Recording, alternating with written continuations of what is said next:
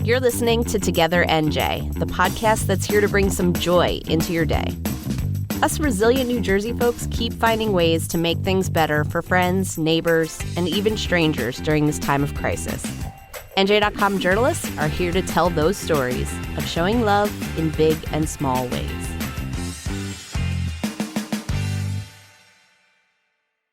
We've heard of lots of awesome ways that people are helping out frontline workers, but this next one, well, I'll just say it's way more creative than donating lunches.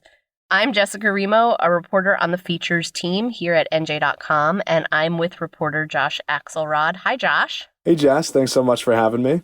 Thanks for being here. So today's story, I love this, has a reality TV twist. And Josh, I have to confess, I am a totally unashamed reality TV addict. So I am more than familiar with the show that got involved here. Don't worry. Your confession is safe with me. Yes, you and anyone else listening. So it's Say Yes to the Dress, which has been around since 2007 on TLC with like 18 seasons and counting. Brides fly in from all over the country to Kleinfeld's in New York City to pick their dream wedding dress. And the drama, a jealous sister, a cranky mother-in-law, budget woes, always follows. It's great television, and I've probably seen 90% of those 18 seasons. Josh, can you say the same? I cannot say the same. I have to be honest, this week was my first time, but I was totally hooked. The overbearing mothers and the lavish spending on material objects, family infighting. It really is like a bridal version of The Sopranos. Exactly. And what more could you want, right? So Josh, how do we get from Kleinfeld's to Jersey on this, and more specifically to Newark Beth Israel Hospital in the middle of a pandemic? So this was a total just feel-good morale booster for the healthcare heroes in need of some uplift from the community.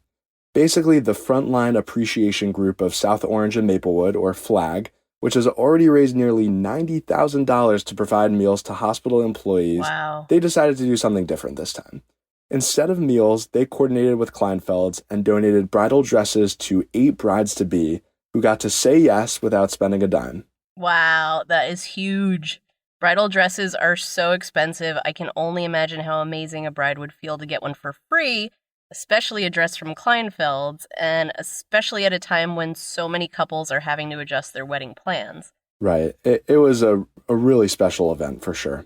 Well, I'm excited to hear more about how it all went down, and I'm guessing with a lot more joy and a lot less drama than usual. So take us away, Josh. If you've seen the popular TLC show Say Yes to the Dress, then you already know the drill. Brides come in with their posse, they try on a bunch of dresses, family members make some passive-aggressive comments, there's usually some waterworks, but finally they find the perfect fit, even though it's way over their original budget. When a local organization replicated the show at Newark Beth Israel Hospital, a place not typically thought of for its glamour, healthcare workers and brides-to-be were given the opportunity to say yes for free without having to worry about pesky budgets. This is Linda Kamata, who helped organize the event. So we're going to get started. We have 18 sample dresses from Kleinfeld's, New York City. Many of you guys know them from the show Say Yes to the Dress. 8 women, either relatives or employees at Newark Beth Israel, took to the dress racks to find a dress for their special day. Unlike the show, where women go through, at least what felt to me as a first-time watcher, like endless rounds of selection. I mean, come on, just say yes already. These healthcare workers were really quick to decide. Here's Kathy Lopez, who works in nursing administration at the hospital. Well, the dress is beautiful. I immediately was drawn to it because it's just, to me, my style. Very pretty, very elegant, very classy, not too much. It just collared my name, I guess. Many of the participants have had to delay their weddings due to the pandemic, making the free designer dresses a pretty nice consolation. Here's Kayla Torpy, a clinical pharmacist. So today is actually 1 year until our wedding, to the day. We were supposed to get married in June, but because of the pandemic, we ended up postponing to August, thinking that everything would be okay by then, but things aren't exactly safe to have a large gathering. Right. So we ended up postponing for another year, just because at the end of the day, it's all about getting together with our family and our friends, and we want to make sure that they're safe.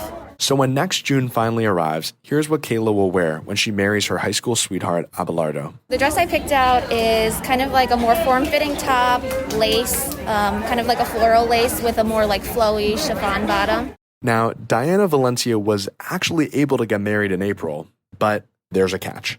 Her husband, a critical care nurse, had to rush from the ceremony back to the hospital to work a shift in the height of the pandemic.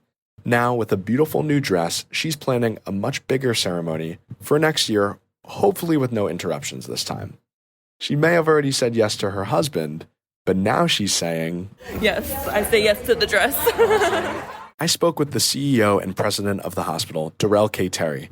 He seemed really pleased just to see some smiles and levity at this morale-boosting event after some really dark days for the healthcare industry. This was very difficult. It was a very difficult time for healthcare, for the communities, and our employees saw a fair amount of death and dying, and so something positive and upbeat that will restore their faith in their profession and know that the people outside care about them and what they're doing inside these four walls is exciting and welcome. From speaking with many of the brides and brides-to-be, it seems like the drive did exactly that.